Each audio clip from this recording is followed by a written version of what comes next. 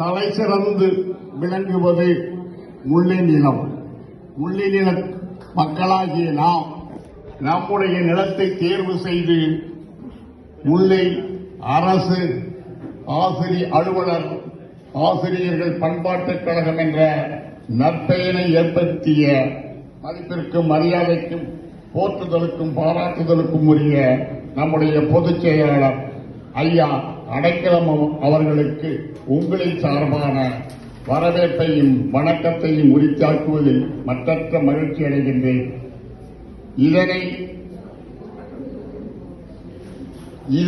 இதனால் இவன் முடிக்கும் என்றாய்ந்து அதனை அவன் கண்விடல் என்ற அடிப்படையில் தமிழ்நாடு யாதவ மகாசபையினுடைய பொதுச் செயலாளராக ஐயா வேலுமாணிக்கம் அவர்கள் பொறுப்பேற்று தமிழகத்தை பொறுத்தவரை அவர்களுடைய குடும்பம் ராமநாதபுரத்தில் எங்கு சென்று அவர்களுடைய பெயரை கேட்டாலும் முகவரியை சொல்லுகின்ற அளவிற்கு மிகவும் மரபினை பெற்ற உயர்ந்த குடும்பமாகும். அப்படிப்பட்ட உயர்ந்த குடும்பத்தைச் சேர்ந்த ஐயா மனோகரன் அவர்கள் நமக்கு பொதுச் செயலாளராக கிடைத்திருக்கிறார்கள். அவர்களுக்கும் இந்த நேரத்தில் என்னுடைய நெஞ்சார்ந்த வரவேற்பை வழங்குவதில் மற்றற்ற மகிழ்ச்சி அடைகின்றேன். இந்த மேடையிலே அமர்ந்து நம்முடைய எதிர்காலம் என்ன, நம்முடைய சமுதாயத்தினுடைய வீழ்ச்சி என்ன, நம்முடைய சமுதாயத்தினுடைய முன்னேற்றம் என்ன என்பதையெல்லாம் சிந்தித்து செயலாற்றுகின்ற மாபெரும் ஆற்றல் மிக்க இந்த மேடையிலே அமர்ந்திருக்கக்கூடிய பெரியோர்களே, உங்களுக்கெல்லாம் என்னுடைய நெஞ்சார்ந்த வணக்கத்தை நான் உரித்தாக்கிக் கொள்கின்றேன்.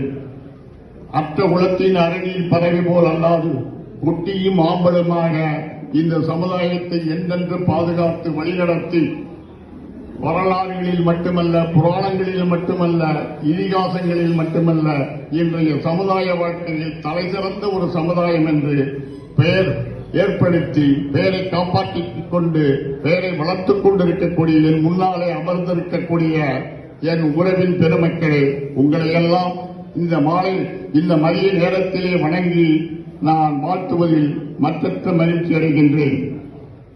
நம்முடைய பண்பாட்டுக் கழகம் என்பது காரைக்குடி திருநகரில் நாங்கள் ஏறத்தாழ 1979 நம்மிடையே இருந்து மறைந்த மரியாதைக்குரிய ஐயா தே. நாகேந்திரன் அவர்கள் ஏற்படுத்தி இன்றைய வரைக்கும் அந்த பண்பாட்டுக் கழகத்தை தொடர்ந்து நாங்கள் நடத்திக் கொண்டிருக்கின்றோம். எங்களுடைய பண்பாட்டுக் கழகத்தினுடைய பணிகள் என்னவென்றால், அதாவது கல்லூரியிலேயே சேருகின்ற அனைத்து மாணவர்களுக்கும் யாதவ சொந்தங்களுக்கு நாங்கள் சேர்க்கைக்குரிய உதவிகள், அதுபோக அவர்களுக்கு செலுத்துகின்ற கட்டணங்கள், இதுபோன்ற அனைத்தையுமே செய்து கொண்டிருக்கிறோம். இங்கே வருகையிலிருந்து இந்த விழாவை சிறப்பித்துக் கொண்டிருக்கக்கூடிய எங்களுடைய மாவட்ட தலைவர் சிவசக்தி பாண்டியன் அவர்கள் இந்த நேரத்திலே குறிப்பிடுவது என்னுடைய கடமையுமாகும்.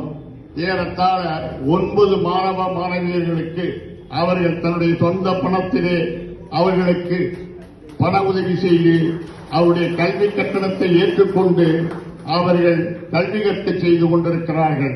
அப்படிப்பட்ட பணியினை நாங்கள் தொடர்ந்து செய்து கொண்டிருக்கிறோம்.